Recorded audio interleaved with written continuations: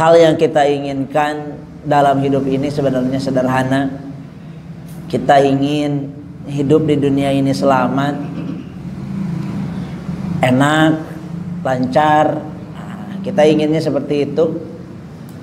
Dan juga kita memiliki harapan ketika sakaratul maut kita mudah.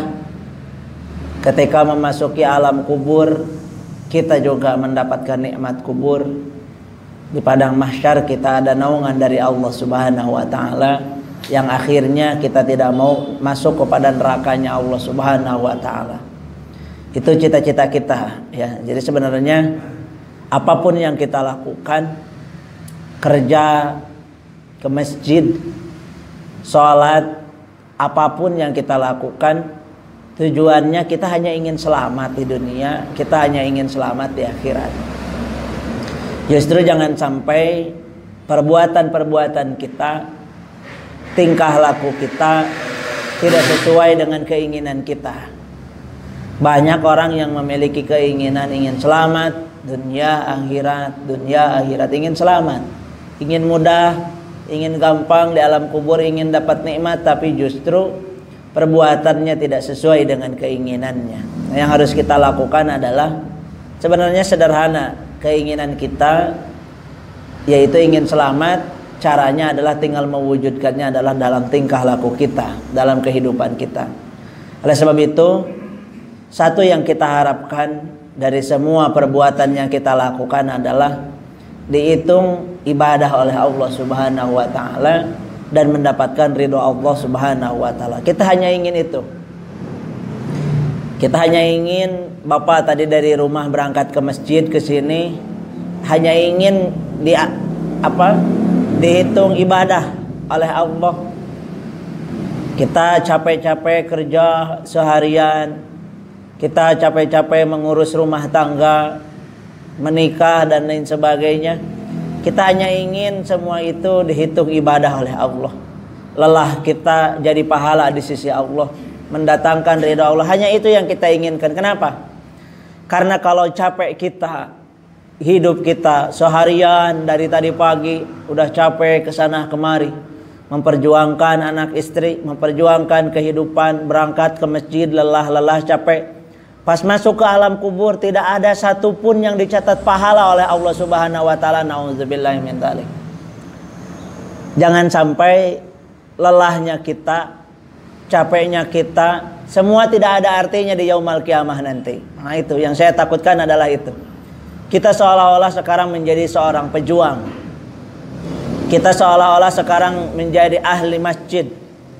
Kita seolah-olah sekarang menjadi orang baik dalam hidup ini, tapi ternyata pas begitu menghadap Allah Subhanahu wa taala, tidak ada satupun yang dianggap ibadah oleh Allah. Ini yang kita takutkan.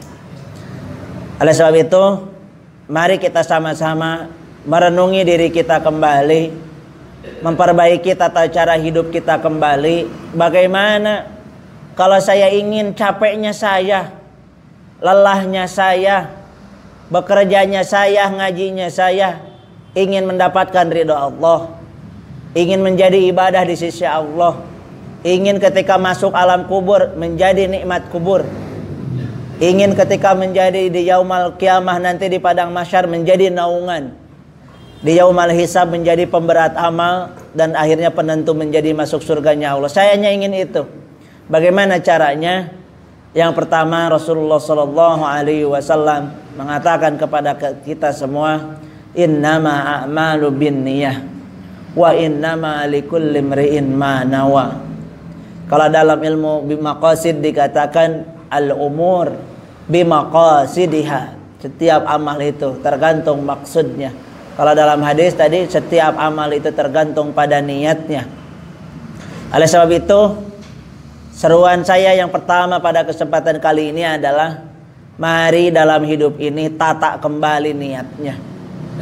Mari tata kembali maksud kita untuk apa sih. Jangan sampai pas kita cek ternyata ngaji Quran kita juga sudah salah niatnya. Pergi ke masjid kita juga sudah salah niatnya. Kerja capek-capek kita seharian penuh, salah niatnya.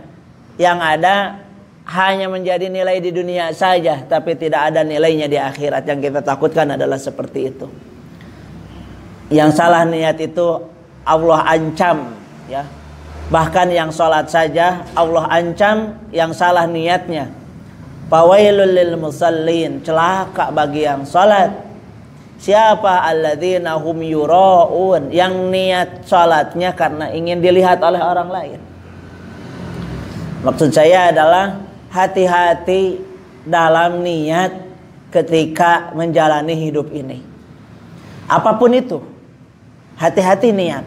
Karena ini yang akan menjadi pertama kali apakah capek kita akan menjadi pahala atau tidak. Perginya kita ke masjid akan jadi pahala atau tidak. Tilawah Quran kita sejam, 5 menit, 10 menit jadi pahala atau tidak. Ditentukan, diketuk palu pertama kali adalah dari niat Bapak ketika akan melaksanakannya. Kalau niatnya karena Allah Subhanahu wa ta'ala, walaupun sedikit, insya Allah akan menambah berat timbangan kebaikan di sisi Allah Subhanahu wa ta'ala.